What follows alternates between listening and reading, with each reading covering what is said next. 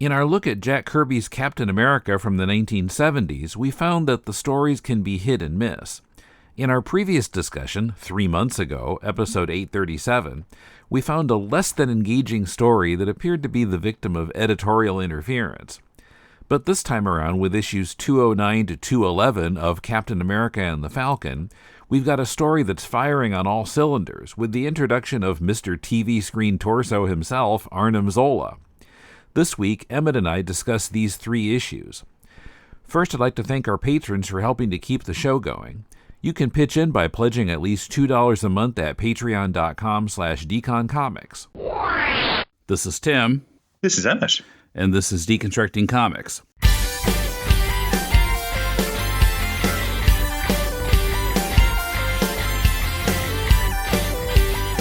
Welcome to Deconstructing Comics. This is Tim in Tokyo with Emmet in Australia, near the kangaroos. How you doing? That's a safe geographic reference. Yeah, I'm well, Tim. How are accurate. You? Yes, he's in the land down under. I almost got hit by two kangaroos. Separate incidents on the same stretch of road 2 mornings ago. 2 of the buggers jumped out in front of me. So that's what's happening in my life. So after a longer break than I'd expected, we're finally getting back to Jack Kirby's Captain America stuff. We're talking about issues 209 through 211 today. This is May, June, and July of 1977. I think I... Okay, I'm going to stop you again, Tim. I'm going to stop you because here's what I'm going to pitch to the listener, right? I apologize in advance for what you're about to hear because we have this ambition, 209, 211. I don't know if we're going to get there because I've got lots of things to say. All right. Well, that's happened before where I said, we're doing these 5 issues. And then, oh boy, it's already an hour at number 3. See you next time.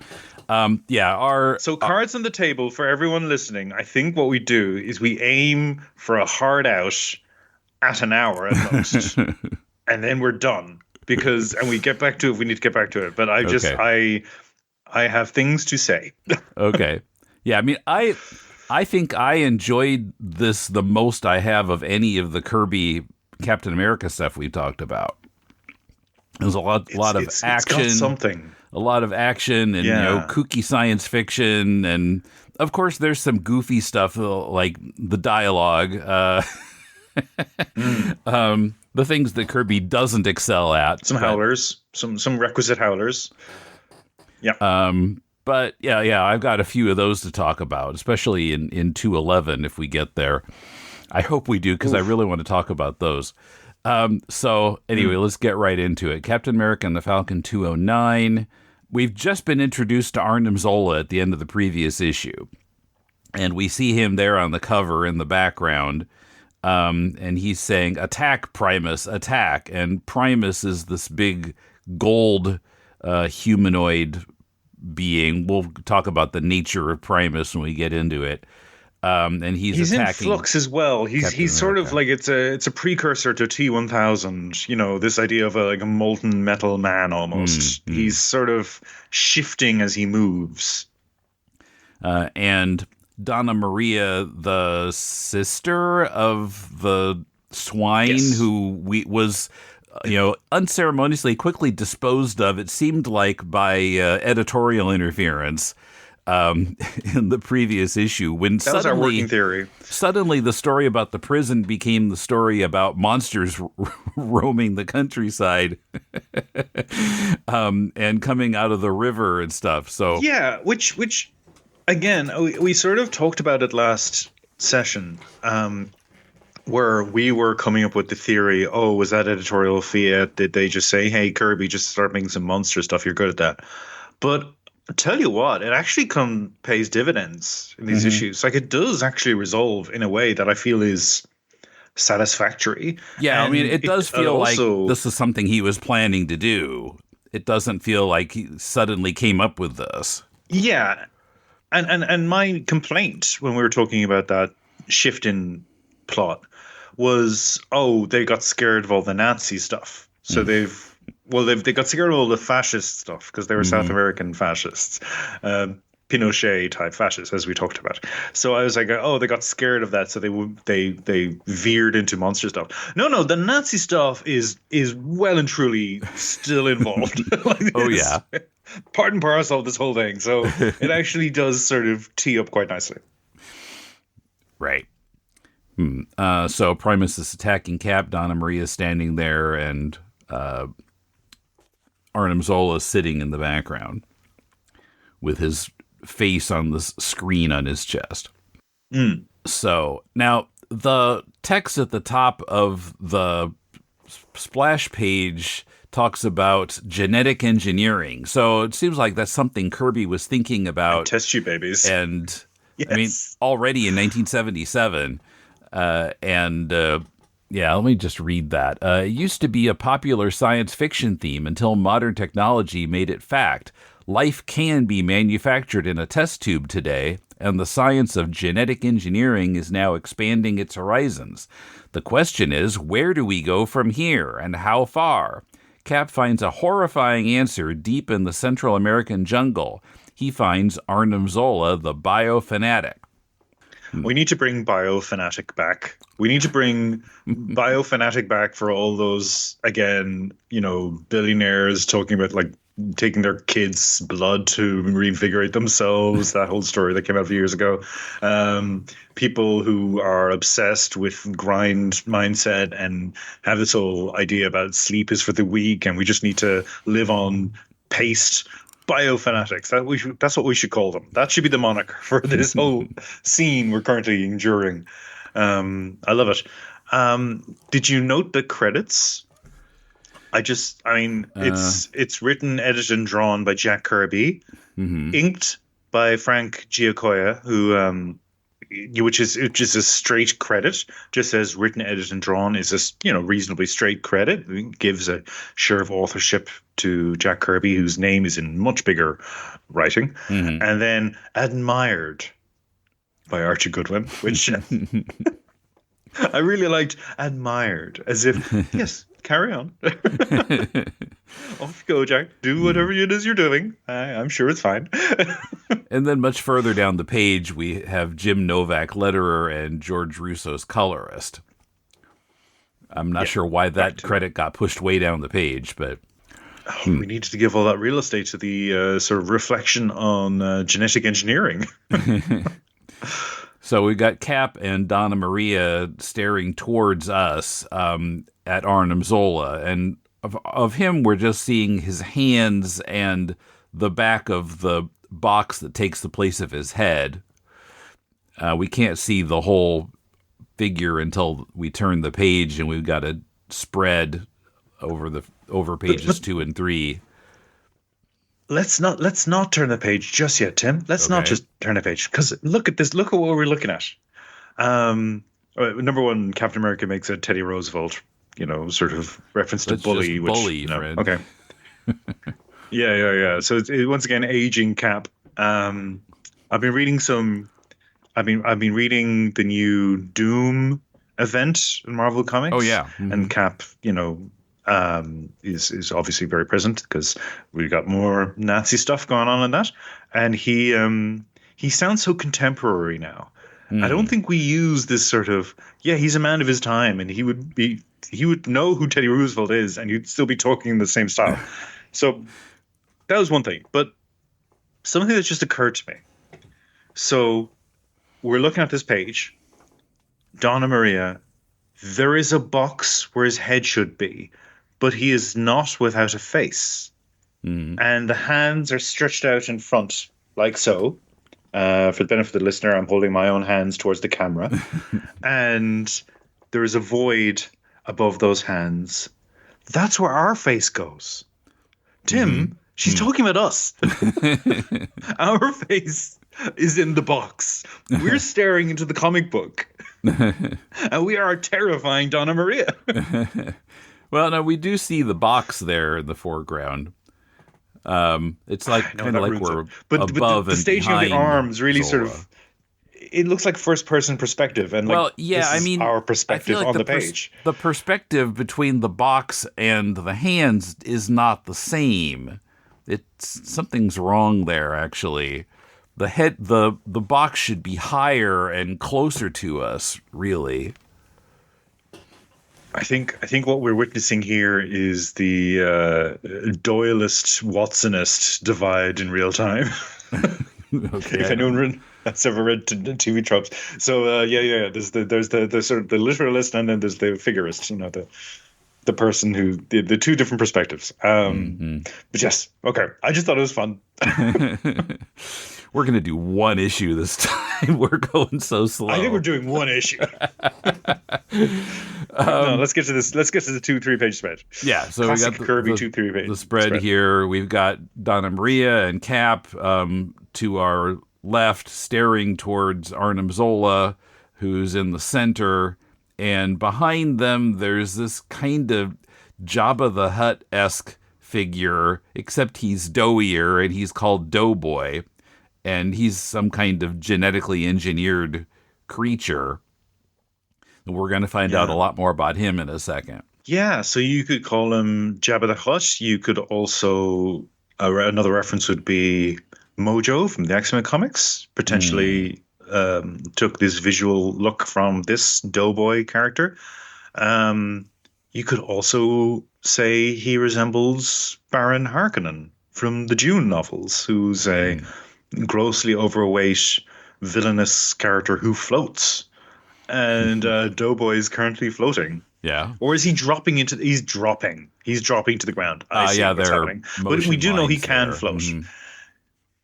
We know he can fly. In fact. But yes, I saw this character. I love the name. You know how I feel about Kirby and his naming convention. Doughboy is a beautiful name. It's not a particularly expressive name, given what Doughboy can do, but it's I think it's a very fun name. And are you aware of the Doughboys podcast, Tim? No. So it's a podcast hosted by two comedians, Mike Mitchell and Nick Weiger, I think is pronounced his name. I'm not quite correct. No, sorry, I'm reading it off a piece of text here. But the two lads, they review chain restaurants. That's what they do. Okay. They have guests on and they talk about fast food and they talk about particular meals they've had. And that's the whole premise of the podcast. It's a really popular podcast. Tim, what are we doing? But and I might as well mention here the original meaning of Doughboy, referring to a U.S. Army infantryman, especially during World War I. Oh, yes, you're right. Which Kirby would, of course, known. Yeah. Okay, that's interesting. Because we are getting into this sort of militarized use of genetic engineering, this is where the story's going. Mm-hmm. So, okay, that makes sense. Yeah, interesting. I just wonder if anybody's ever sent the hosts of the Doughboys podcast this character and said, "Hey, here's your mascot. Here you go." Anybody else who's reading 70s comics? Yeah, it has to be done, listener. I put it to you. Spam them with screen grabs from this comic.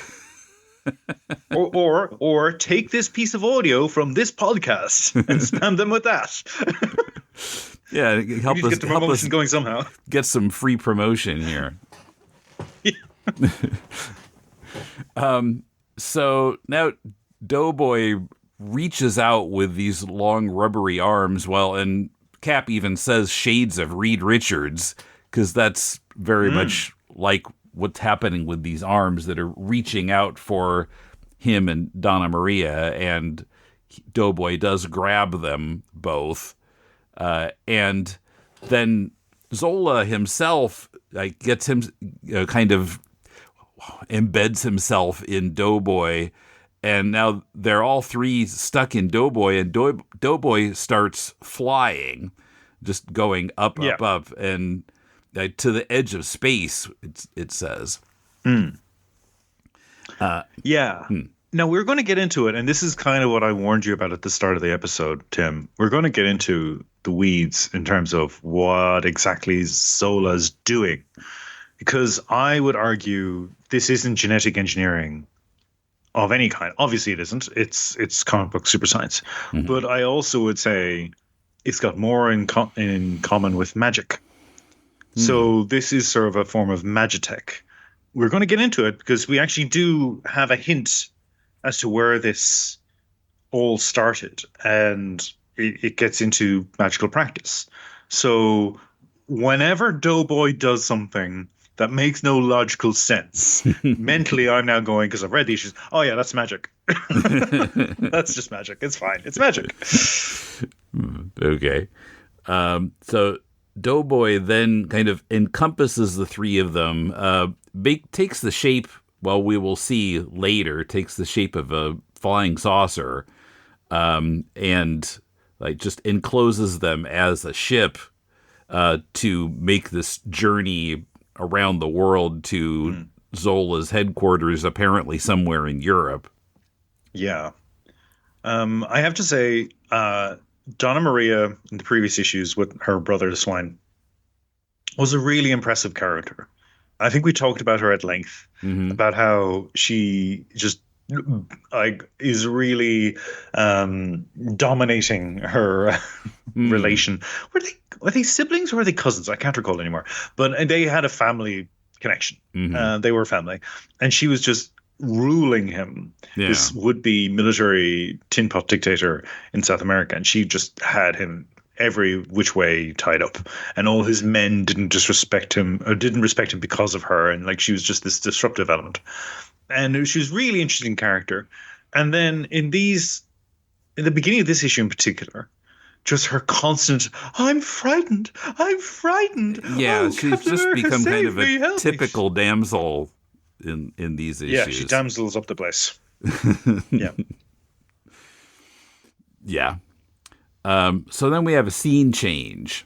This is, I guess they're at Sharon's place, but somebody from S.H.I.E.L.D. has come, and Layla is also there, Sam's girlfriend. No, Tim. This is the regional field office director. We've met him before. He's a regional field office director. Yeah. He is low down the totem pole. Nick Fury was busy. And he's checking on the state of Sharon's health, which I didn't remember she was sick, but I didn't go back and reread the previous issue. Well, she was attacked. She was attacked and she was gassed, wasn't she? Because they kidnapped Captain America. Right, okay. Yeah. That's right. They came into the They left her. apartment. They took Cap. Yeah. Yeah. So what he's leading up to here, so something about this file 116 that we, I think, first heard about last issue, which apparently has something to do with these creatures that are showing up that we saw in Central America, but they're showing up all over the world. And because they now don't know where either Cap or Falcon are, they want Sharon to work for S.H.I.E.L.D. again. And she mentioned she's not even on inactive duty. She's been completely out of S.H.I.E.L.D., but now they're pulling her back in. And when she sees the photos of the monsters in file 116, she's convinced that she needs to step up and do something here. So the manager says, someone's playing Frankenstein with the world, honey. We've got to find that someone and take away his instruments. Are you in on the deal? She says, if that's an order, I guess I'm in. And Layla says, oh, no, I think we're about to lose another one. Layla kind of frustrates me in the scene because she starts like her line, hooray for our side. I love that. I love her contempt. I love how she's just shutting him down at every point. I love how both Layla and Sharon are basically calling him a creep to his face. But the way she sort of just, it's almost like she surrenders hope at the end of that sequence. You know, it kind of upsets me a bit. And yeah, and the way he talks back to her, he calls her sister. Like, it's it's just rude.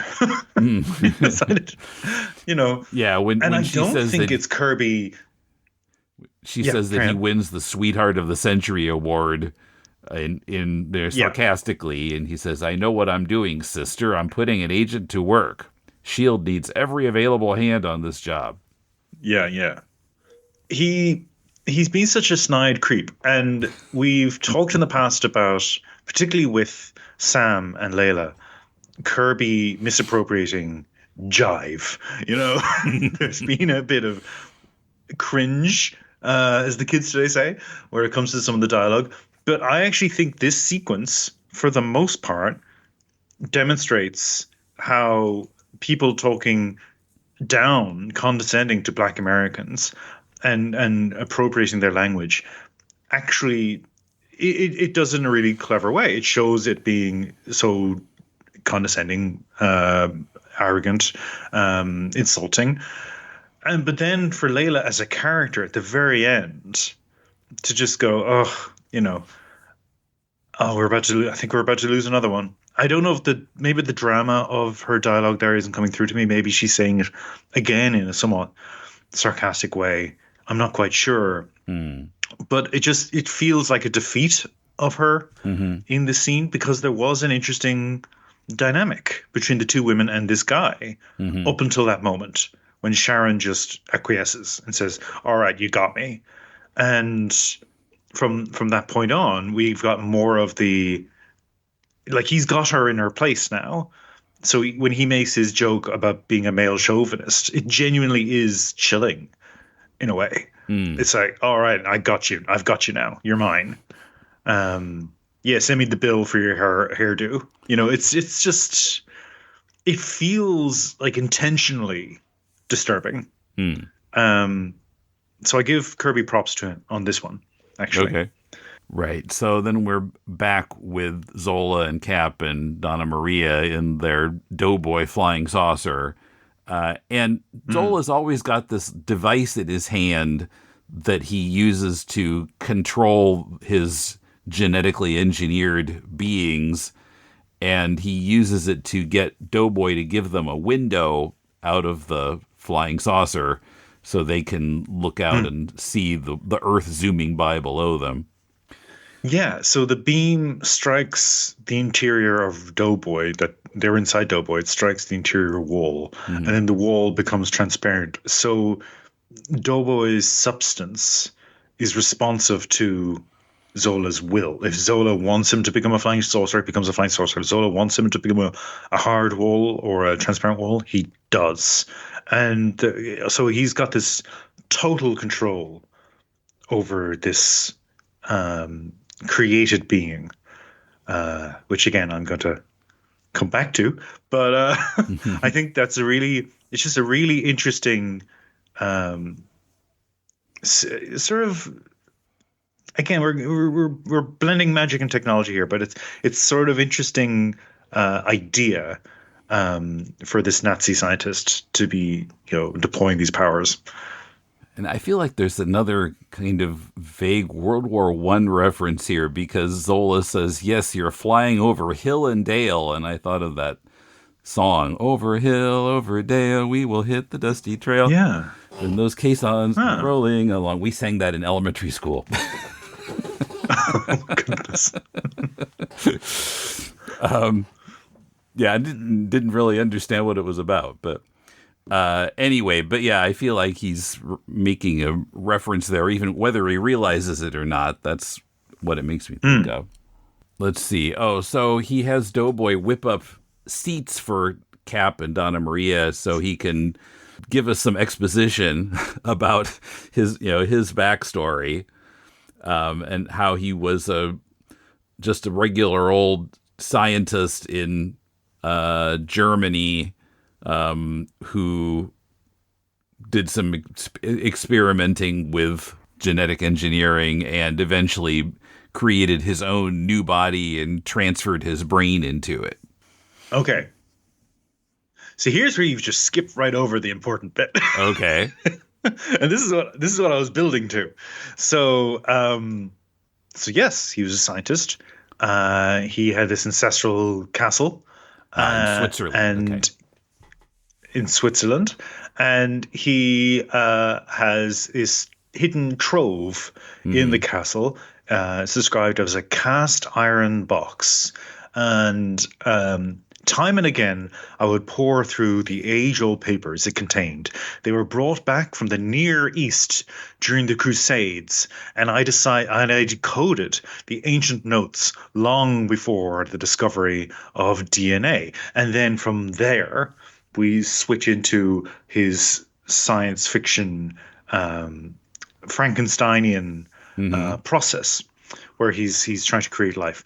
And we witness him creating this miniaturized form, similar to the homunculus, the idea of alchemy, to create a little helper daemon creature.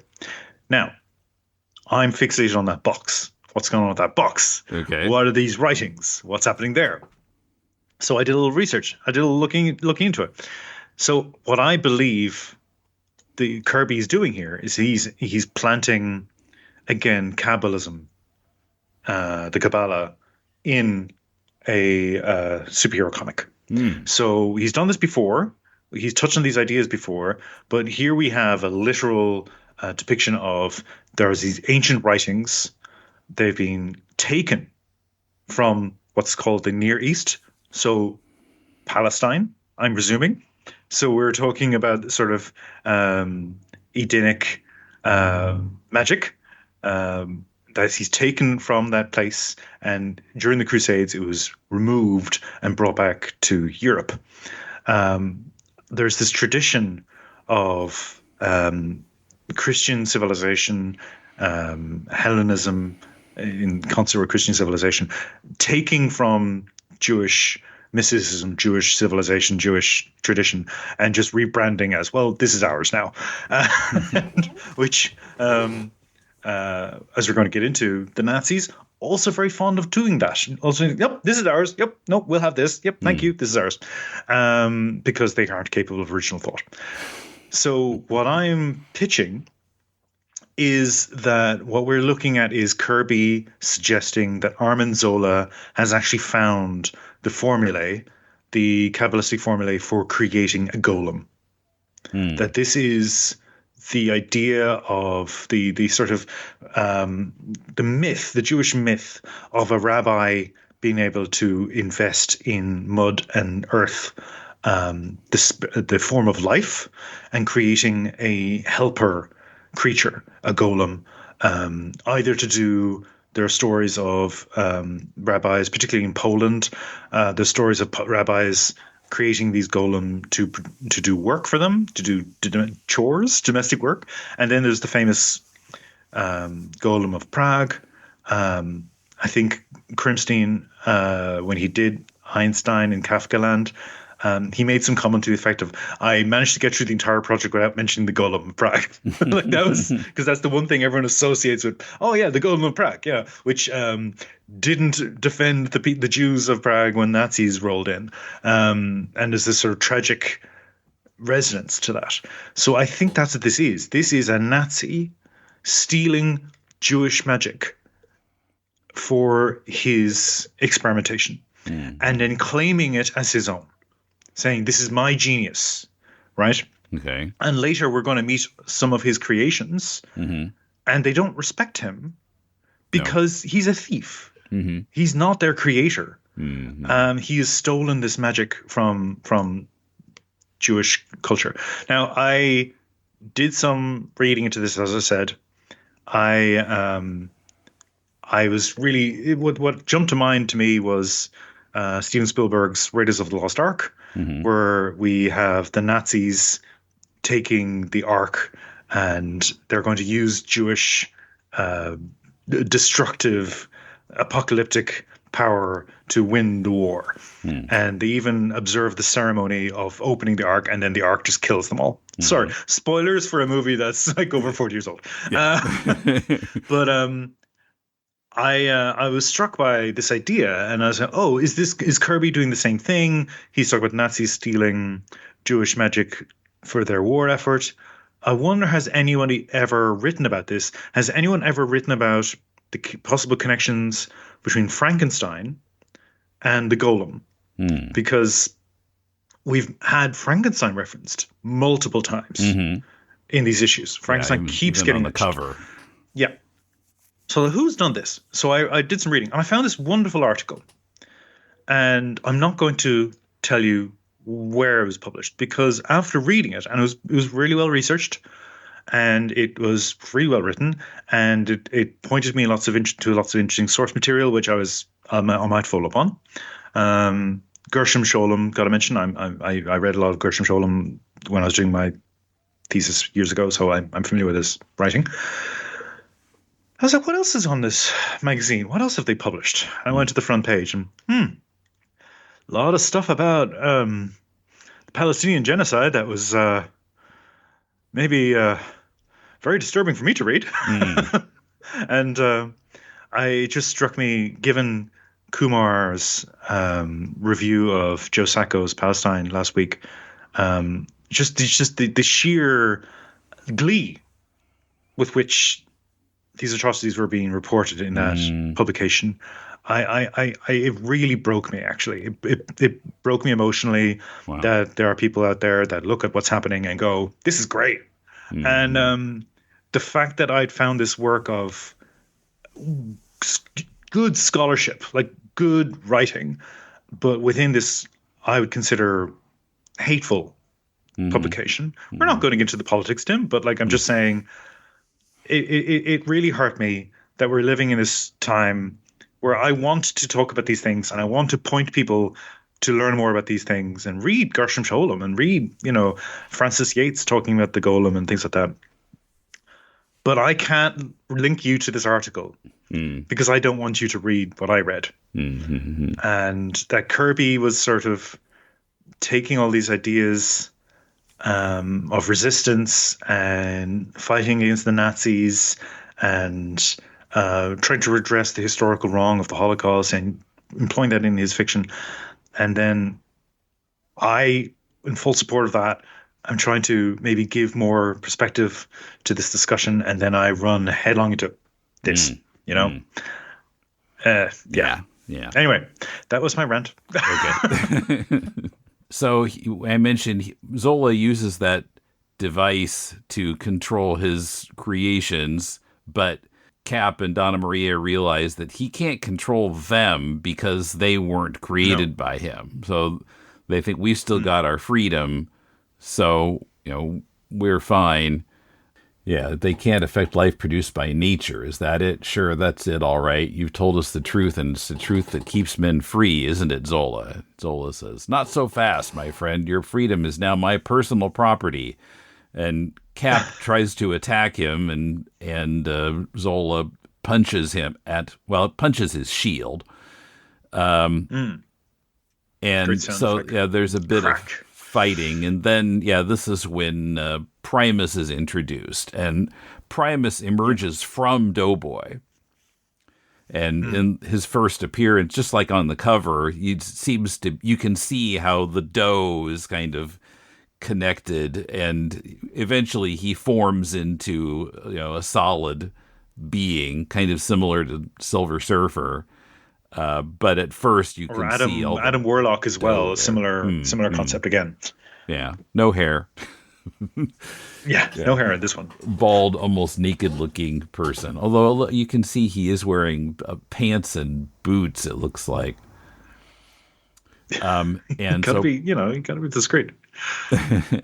And Primus is fighting Cap, and Cap tries to punch him, but he's hardened his body like stone. Yes, scene change. Yeah. So next page. Falcon is still in this comic. Yeah, and he's still in. Falcon is also here. South American mountains, still flying over that huge nest that he found last issue. The progress of Falcon's plot line in these 3 issues is pretty glacial. It is shocking. It is shocking. In fact, if Falcon had never left and just been in New York with Layla and Sharon, it might have been better, because then Layla had some backup with this Shield director, Mm-hmm. and maybe after the back and forth, Falcon was like, "All right, I'm going to go with Sharon, maybe, Mm-hmm. or I'm going to stay here with Layla because this is screwed up. We're not getting involved." I don't know, just to support her a bit more.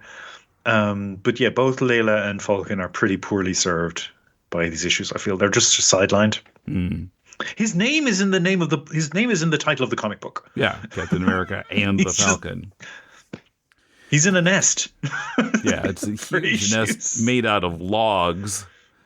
And the creature that lives there is coming back. You can see Sam is in the shadow of this creature. But well, he says it seems to be shy of strangers. I'll have to give chase. So maybe it was kind of put off by seeing Falcon there. So we've got a page of Sam flying around in the mountains following this creature. And then avalanche of rocks starts falling towards Sam. Scene change again. Back to it's not even like a Cap. cliffhanger as such, because you know we're not particularly concerned for him.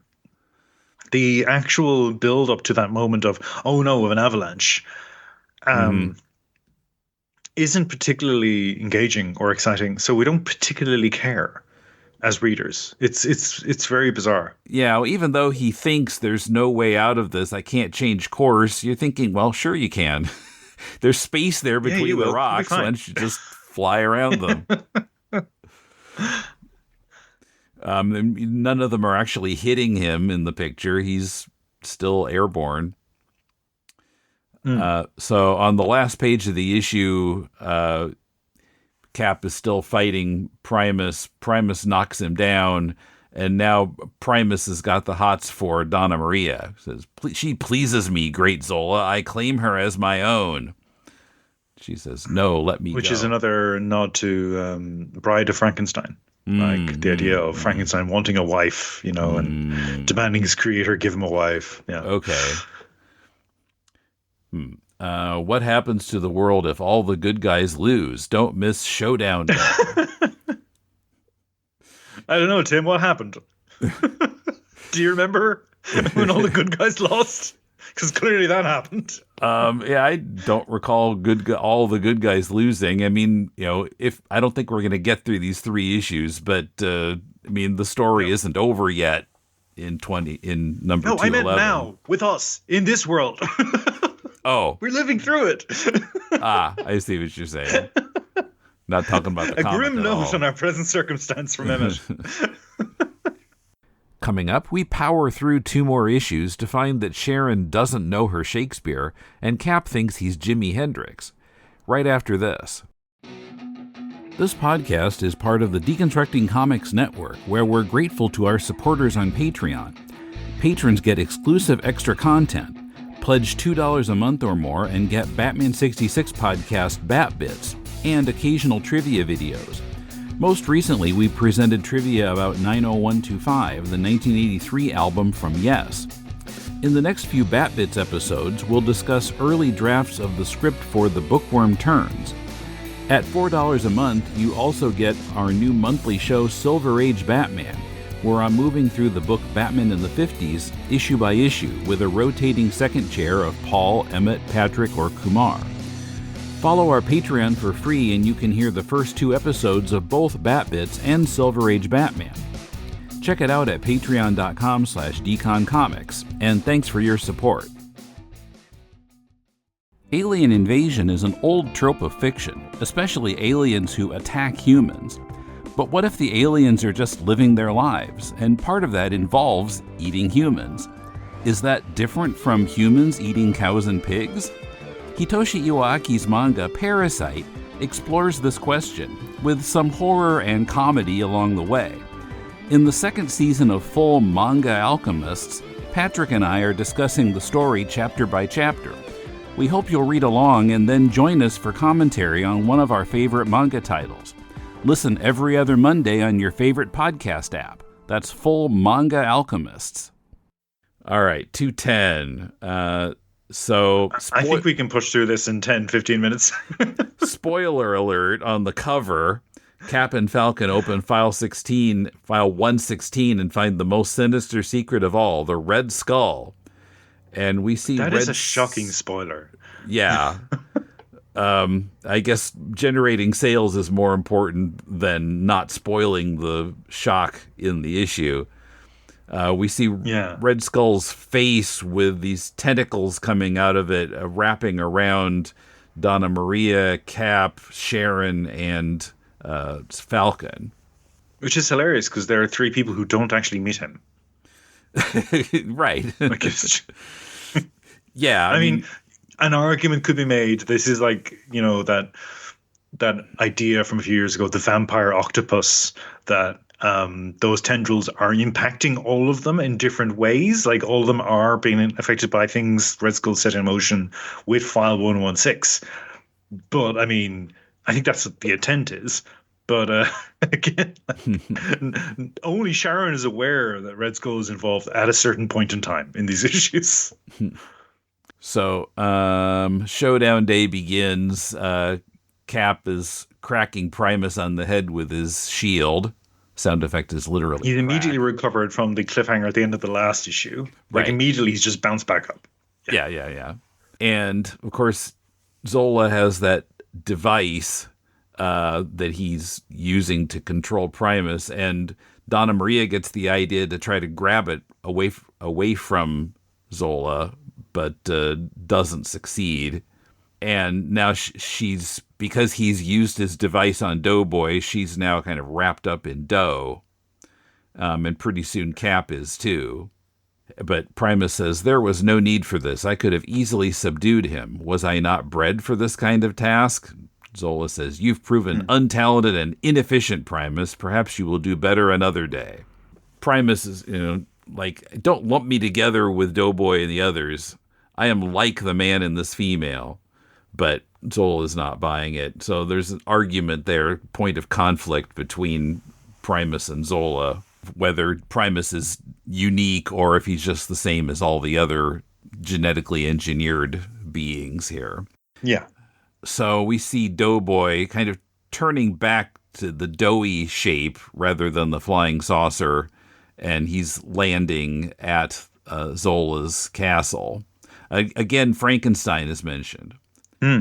Gently and effortlessly, the living air vessel drifts down until it touches the flagstones of the Castle Zola, ancestral home and laboratory of a modern Dr. Frankenstein. Yeah. In case you missed it last issue. Yeah, he's calling the creator of Frankenstein, not the monster. That's that's an old. But he's managed to screw up still, because, and this is a pet peeve of mine, Tim, and I do apologize. Frankenstein never got his doctorate. That's a plot point in the book. He's not Dr. Frankenstein. He was never Dr. Frankenstein. He dropped out. It's in the book. Okay. In the movies, he's a doctor. I don't know if he went back to college after he got his lost the monster in the Arctic. Yeah. But it's sort of implied that he died. Popularly, the movie is much more well-known than the book, I think. Now, Herbert West, Reanimator, he's a doctor. Lovecraft made a point of saying, no, he stayed. He got his degree. Primus and Zola are still arguing because Primus wants the female, Donna Maria, and Zola says, "Nope, my plans for the girl in Captain America do not concern you. Why can't you be like Doughboy? He obeys my every wish." Yeah, but Primus comes back with a really interesting point. He obeys when you prod him. Have you ever given thought to his own desires? It's a really interesting, this is a really interesting idea that these creations, they've been given life, and because they've been given life, they have freedom. They have the freedom to choose. Mm-hmm. And Zola doesn't respect that. But Primus is like, no, Doughboy also has a self, and Doughboy also wants to do things, and you're just torturing him. It's fascinating. Yeah, Doughboy wants to go to college and study accounting. Absolutely. Or you could study pizza making, and then people would get confused between him and the dough. Anyway, so Cap and Donna Maria are put in a cell, and yeah, she's all scared, and of course she has to hug Cap because she feels less scared when he's near her. And he seems kind of ambivalent because he's thinking, I'm in a relationship with somebody else, and don't want this to go too far here. Let's just concentrate on escape, he says. And then we get this full page shot of just the two of them looking towards us, looking scared, because they've realized there's someone else in the cell with them that's moving towards them. And we're barely even halfway through the issue, and this is the last we see of these two characters in this issue. We're not going to meet this thread until next issue. Yeah. It's crazy. And we go back to Falcon in the mountains with these boulders falling towards him, and of course he's dodging all of them. So not so much danger there.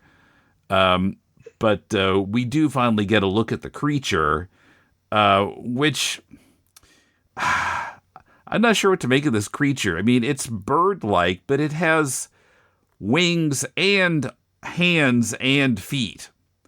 So this is what a D&D fan would refer to as an owl bear. This is an owl bear. Okay. From D&D. I think it's visually impressive. Like, it is a stunning creation from Kirby. Like, it's this really huge bird-like monster with sort of mammalian traits, let's call them. But there's this wall of text on the page. And the moment of shock, like Falcon's shock at seeing the creature, feels very genuine, feels earned. And then we've got this... Oh, Lord. And then we've got this exposition about file 116. I'm just I don't care. Like, I'm just, look at this. Look what you've done on the page. This is incredible. Yeah, it might have had more impact without the huge yellow box at the top. Yeah, exactly. Yeah. So... now we're away from that also, and we're back with Sharon and the S.H.I.E.L.D. guy. And she's had her hairdo, and she's wearing a purple uniform, and she wants all the facts about this File 116 business. So he mentions there's a mad genius they have to find. We feel that our pigeon may need outside financing for his Frankenstein factory. It's our one hope, and it may rest on one man. You'll find our notes in this. And he hands her a little booklet that says File 116 on it. Does this include his identity? No. You'll be given his name and shown his photo when you're airborne. I must fly then, mustn't I? She says. So we jump to her in a kind of helicopter. And she's told that the person financing the creator, who we know to be Arnim Zola, is called Cyrus Fenton, an eccentric, cantankerous guy obsessed with a desire for anonymity. And of course, he's rich, and so he's bankrolling this creation of creatures. And she can see on the screen in the helicopter a picture of this guy. He's bald, with white hair on the sides of his head and beard and mustache and big eyebrows. Yeah, and we're told he's, I mean, it's a wonderful technical term. He's investing in far out notions in scientific fields. He's just this weird guy. Yeah. So he's putting electrodes in monkey brains. Oh, wait, no, that's Elon Musk. So we're back to Zola and Primus, who still wants Donna Maria. And so finally, Zola's kind of had enough, and he uses his little device and makes Primus melt back into Doughboy. Like, it's heartbreaking, really. It's really... And I remember when I read these issues through, I know it's frustrating that both title characters have now been sidelined in this issue. It's nuts. But I remember being really struck by, wow, they're giving a lot of time and space to this concept of an invented man, a created man who just wants companionship and just wants to live his life and be free. And he's being told, no, you're an object. You're my creation. Mm-hmm. I will now take away your personhood. Like, it's really interesting stuff. Like, it's juicy. Yeah. And it's getting all this real estate in page count. So yeah. I was like, okay, well, at least we're doing something interesting. I'm not going to take it away. So then he generates 2 new creatures from Doughboy who are meant to just patrol the castle. And I don't think in these 3 issues, we ever see them again. Maybe the next round. But they're maybe in the next couple of issues, but they're really interesting because one is pure sensation. He's got this giant eyeball in his center, and he's got the 2 enlarged ears on either side. It reminded me of those stories that used to be told by would-be world explorers before Columbus, and they came back from far-off lands. Oh yes, in this land they've got faces in their chests, and they're making up all these stories. So they've got this creature of pure perception, and you've got this creature, I want to say, is all about touch, because he seems to be. He's got all these different textures on his skin. He's quite monstrous looking, bestial. Seems to be standing on his hands. Yeah, right. So it's all like this weird. He can maybe move in strange ways. Maybe he can call up walls or something. I don't know. But it seems more based around touch. And then you got hearing and sight. And I think that's just, again, really interesting idea. Zola's got this primeval stuff that he can just create whatever he wants, including technology. Like he's about to create a communicator. He's about to create MS Teams in a moment, and I really like how Kirby is demonstrating Zola's instrumental understanding of technology. Like, I make a thing do a thing. That's what I do. I control, I make a thing do a thing. And then the sort of magical component, which is creating life, like spontaneously creating life. And he is under the impression that I'm making all of this happen, right? But there is it's the stuff that's making it happen. It's the stuff that's capable of this potentiality. It's not anything he's done. He's directing it.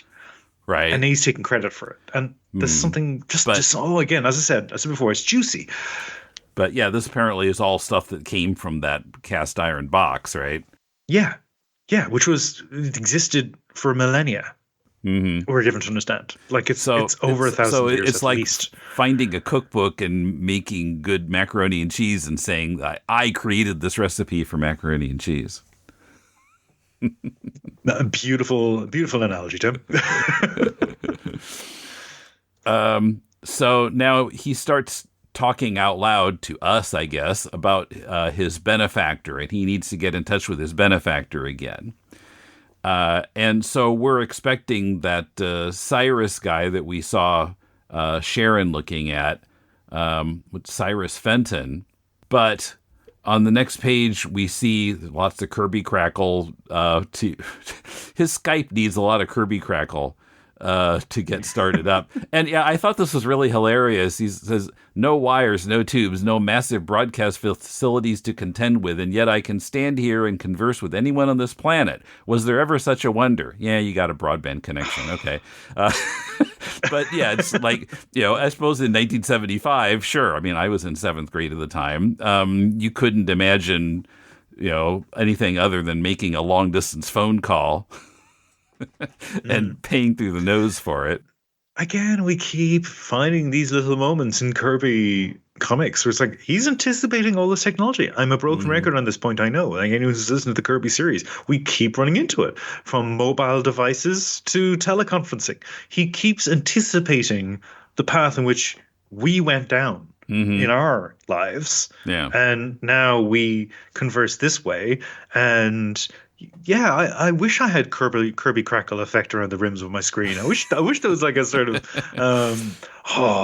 the engines of power which created this opportunity for me to talk to this man in Japan. Can you think of it? But yeah, I mean, I think there are lots of miraculous things that we take for granted. So, but the benefactor he's talking about is none other than the Red Skull. Bam, bam, bam. Which I think maybe intentionally you're a little confused at this point, because you're like, what about the Cyrus? Forgot his name again. What about him? Fenton? So this is Cyrus Red Fenton. Skull. What? So, and Zola tells him that he's got Captain America, and he says he has excellent specimens for their big project, and Red Skull's not impressed until Zola mentions that one of them is Cap. So, of course, Red Skull is very interested in Cap. But just as they're talking, now they're interrupted by Sharon landing her chopper outside. Which, I mean, felt so realistic. Like, oh, I'm sorry, there's somebody at the door. I gotta go. I'll call you back later. That's basically what this conversation becomes. I'll get back to you. Yeah. It's like when you're Skyping with somebody, and then we can't even say Skype anymore because Skype doesn't exist. When you're Teamsing with somebody, it doesn't feel right, Tim. It doesn't feel right. No. Zooming? And then they're like, oh, I'm zooming. That sounds rude. Who's zooming who, says Aretha Franklin. Yeah. Oh, I got a delivery at the door. Hold on a second. Like, I just yeah, it's happened to me many times. Constantly being interrupted. That I'm doing a lesson or a podcast on my computer, and then the doorbell rings, and sometimes I can't hear it because of my headphones. But anyway, we see it's a little unclear what's happening. I actually missed it until just now, but Skull is pulling out this rubber mask. And you can't really see any features of it, but no, it looks like he's pulling a plastic bag over his head. But a quick note, I just love that, Red Skull, famous Nazi, when he talks about how excited he is to do what he wishes to do to Captain America. We're going to learn what that is. And it's really juicy again. But when he's excited, how he expresses his excitement is, oh, fate has chosen in my favor. That's what he leads in with. Fate has chosen in my favor. And then he goes on to credit, it is karma, kismet, destiny.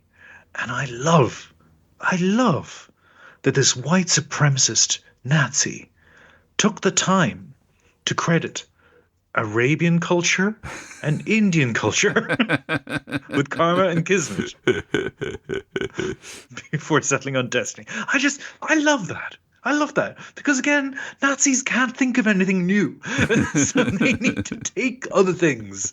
So I don't know. It felt like a very deliberate allusion. Maybe Kirby was looking for another K word just to hammer home the point. KKK, karma, kismet, destiny. Oh, ran out of K's. Destiny. Destiny. Gesundheit. So, but while he's doing this, he's talking about basically how he wants to kill Captain America. Captain America shall die a living death. Right, yeah. So he's die a living death. He's not going to kill Captain America. Oh, kill America. Interesting. He's going to kill the idea of Captain America. And yeah, it's pretty diabolical. So when, Cyrus Fenton. Okay, keep having to scroll back to that page. So Sharon rings the doorbell, and when he opens the door, she says, "Mr. Cyrus Fenton, I am an Uncle Sam person." Whoever said that? I am an Uncle Sam person. Amazing. I've seen in like old G-Man movies, the two guys knocking the door. Hey, it's Uncle Sam. You know, like you personify yourself as Uncle Sam. You were representing Uncle Sam. I've never seen the expression or heard the expression "I'm an Uncle Sam person," but you know, yeah, it's a weird little moment. But sure enough, that rubber mask is Cyrus Fenton mask. So she doesn't realize she's talking to the Red Skull yet. And he says, Uncle Sam person indeed. Come in, young lady, state your business and then kindly leave. Time is money, you know. He's in character. Yeah. Who but the Red Skull would think of it? Who but Arnim Zola could create it? Watch for Nazi X. Oh. I am sorry we didn't get to this next issue, but I want to power through. I don't want to put it off. Are you sure? I really want to talk about 211. I don't want to put it off for more weeks. So Okay, let's do it. All right. I know I give us a hard out, but like I think if we can get this knocked over, yeah. I will keep my mouth shut as much as possible. Okay. 211 July. So we see this other figure who is Nazi X. You can see he's got a swastika on his belt buckle. So that's how Nazis dress, I guess. And he's holding Donna Maria above his head, and Zola in the background is saying, halt or she dies. And Cap is thinking, if I attack, she's done for. But if I don't, it's the end of Captain America. And the blurb says, sometimes the bad guy wins. Don't dare miss the dreaded Nazi X. And so it turns out on the splash page that this Nazi X is the third occupant of the cell where Cap and Donna Maria are. And then we're finally getting back to that scene. And Nazi X is lunging at them and punches Cap on the 2-page spread. And is grabbing Donna Maria's arm. It's got me. I can't get loose. It is impressive. This is one of the few times we see somebody punch Captain America and not hit his shield. Yeah. He actually does clock him in the face. I can't get loose. I can't pull away. Help me. It's crushing my arm, she says. And then that's when he picks her up like he did on the cover. But then he throws her at Cap. And Cap says, hey, that's no way to treat a lady. Oh, by the way, I forgot to mention, in the blurb at the top of the first page, it says, though he's, Jack's trying to get us into it, 2 powerful supervillains, 2 of the foxiest heroines ever. He discovers the word foxy in this issue, and it happens again later. It comes up in dialogue. I think it's in reference to Sharon, I believe. Comes up later. No, it's Donna Maria. Is it Donna Maria? Yeah, Cap says it. It was that's when we started this recording and we were talking about bad dialogue. That's what I was thinking of. Yeah. Well, I mean, most of Donna Maria's dialogue just doesn't sound natural to me. I don't feel like it fits the character, and it doesn't fit her kind of being Hispanic. It doesn't fit the character as it was established in the earlier issues. It doesn't sound like how a human would talk a lot of the time. Never mind Hispanic or woman or whatever, a human. No. She's been damseled. She's purely the object of feminine desire for the creation Primus. And then she's a victim. That's it. Like there's no personhood to her. Interestingly, the man made out of stuff has got more personality in these issues. Yeah, Primus than Donna Maria. We find out a lot more about Primus than we do about her. Yeah. So, but then Zola steps in and uses his device and calms down Nazi X. So, yeah, and she says, you've even restructured your own body, you freak. It's just, I don't know, something feels wrong about it. So it turns out that this Nazi X, his head isn't actually a head. It's just a brain container. This brain that, we're going to find out where it came from, that's housed in this purple headpiece. which both Cap and Donna Maria are shocked by. And while Zola is going on and on about this, Donna Maria tries to jump him. She's got her. She comes up behind him, wraps her arms around his box, and Cap joins in. They take him down to the floor, and grab the device. I don't know what to call this device, just the device. And they run away. They think they're going to be able to escape. And he calls them fools, of course. And so he gets up and he's got another device he can use. Mind power stimulated to the ultimate degree. I will expand like an invisible net and snare my prey. And then we got a page full of Kirby Crackle, like 5 panels, and all of them are just filled with Kirby dots. Yeah, I would argue in this instance, it's legitimate because we learn that he's basically festooned the structure with this same stuff. Like, he's able to move his mind throughout the structure of the building itself. And I find it interesting. Makes the castle be a living being, yeah. Yeah, I find it interesting as well, given that I keep bringing up capitalistic magic and the idea of the golem and what the golem represents. Among the exposition boxes sitting on this page, we have, like mystic fire, it penetrates locked doors and bolted windows. It crackles down corridors and embeds itself in places hidden by shadows. It seems to be a part of anything untouched by its presence.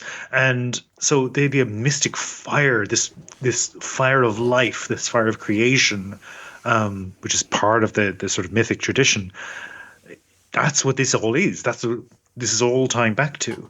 But he's sort of, again, to repeat myself, he's taking credit, saying, oh yes, this is my ability, this is my mind, my technology, my psychic power. You know, he's piggybacking on this tradition of magic and using that to enhance his own abilities. I find it really we're going to get into it later with this storyline, but when I read Secret Empire and we had the whole, Cap's a Nazi now, and the whole thing rests on time travel and alternate timelines, and it was just really sweaty and desperate and not particularly well informed and unnecessarily traumatic for various characters and the readers. And I look at this cornball goofy stuff and I'm going, this is it. This is great. This has got everything I want, you know, because it's comic and it's fantastical and it's over the top and camp, but it's also tying into something real.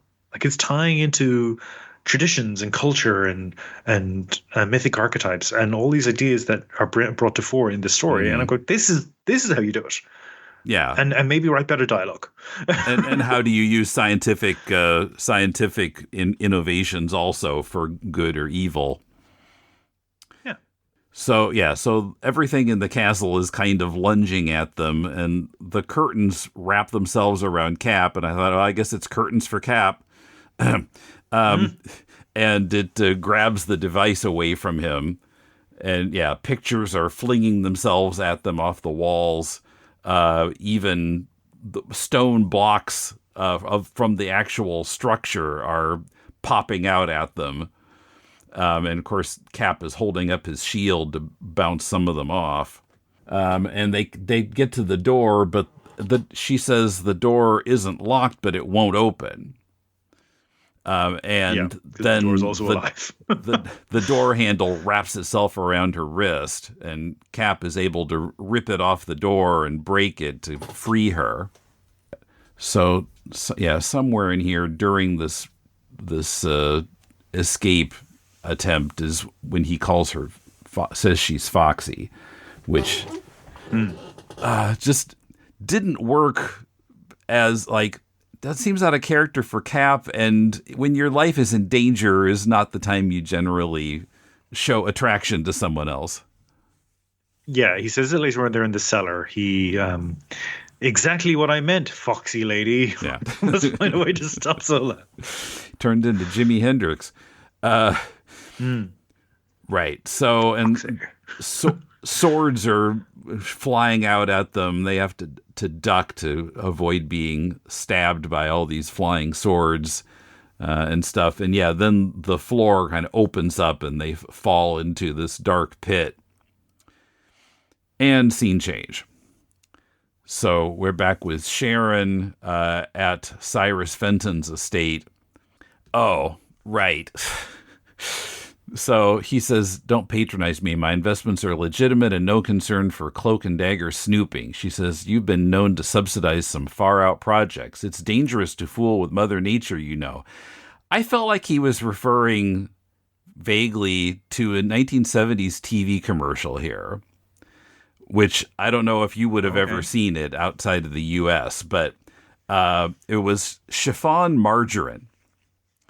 And no. So, yeah, there was this woman who was Mother Nature, and she's, doing whatever out in nature, and then she's handed something, and she tastes it, and she says, oh, it's my, butter is natural in this universe. Like, oh, it's my own creamy butter, and the narrator, who is Casey Kasem, says, no, this is chiffon margarine.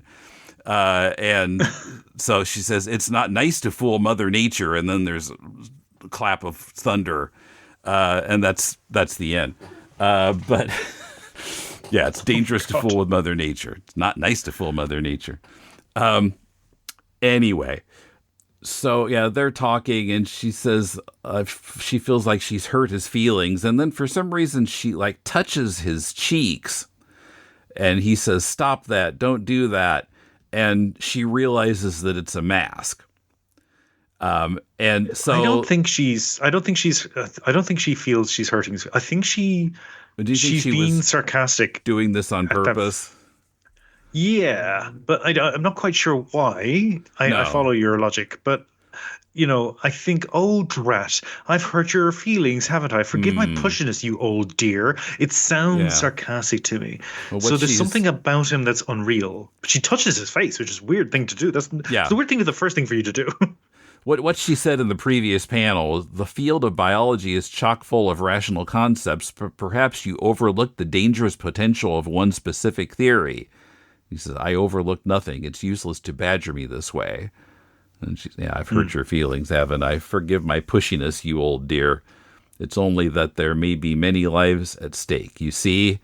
But yeah, then she realizes the mask and she tears it off of him and realizes it's the Red Skull.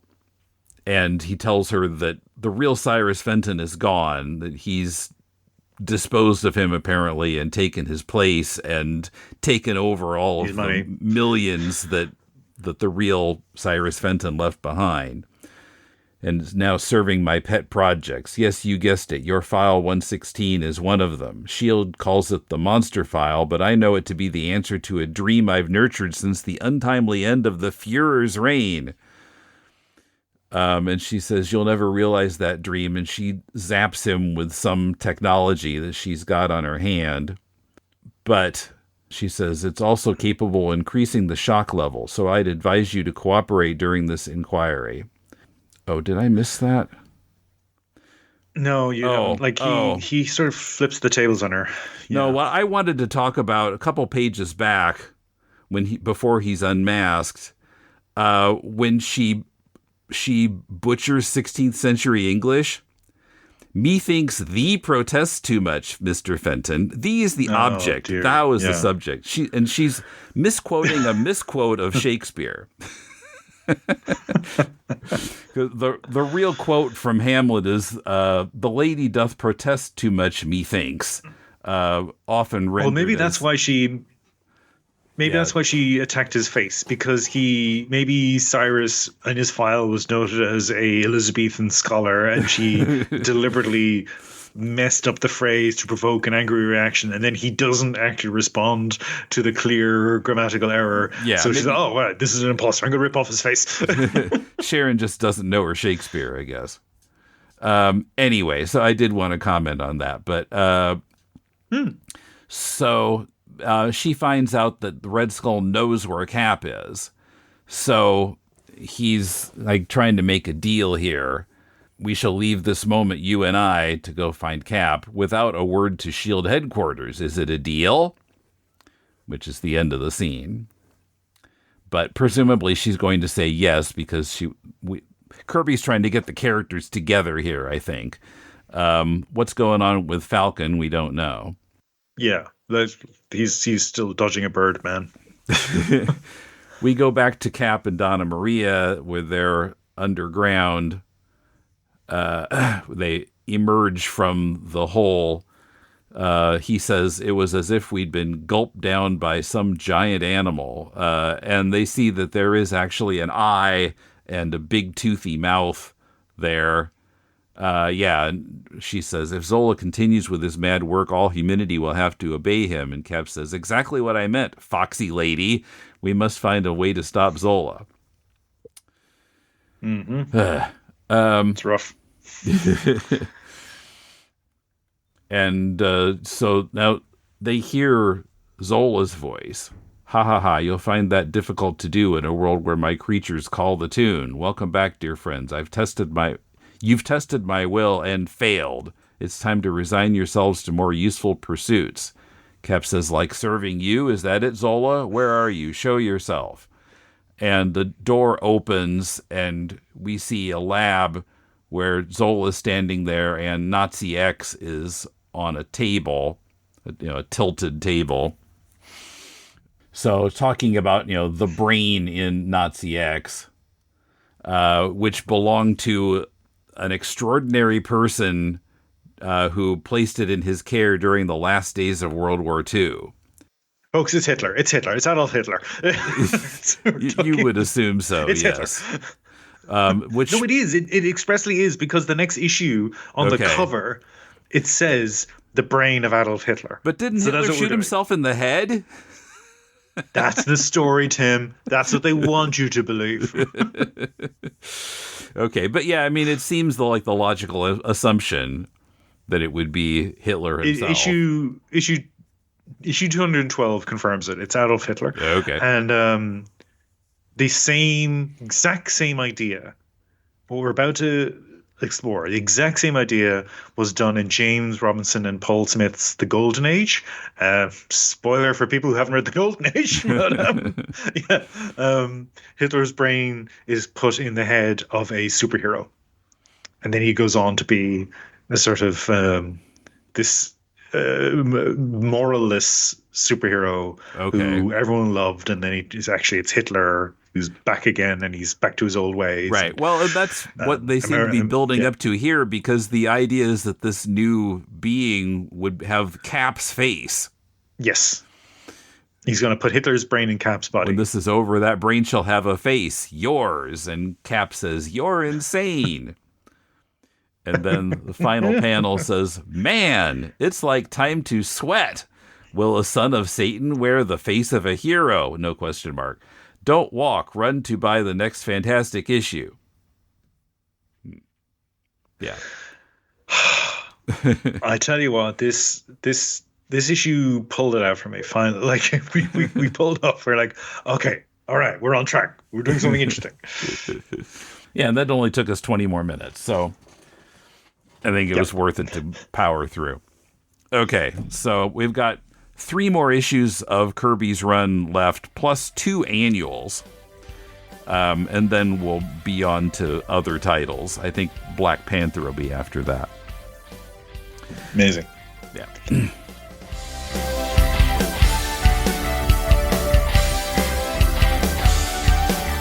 The issues we discussed in this episode are included in the trade paperback Captain America and the Falcon, The Swine, published by Marvel.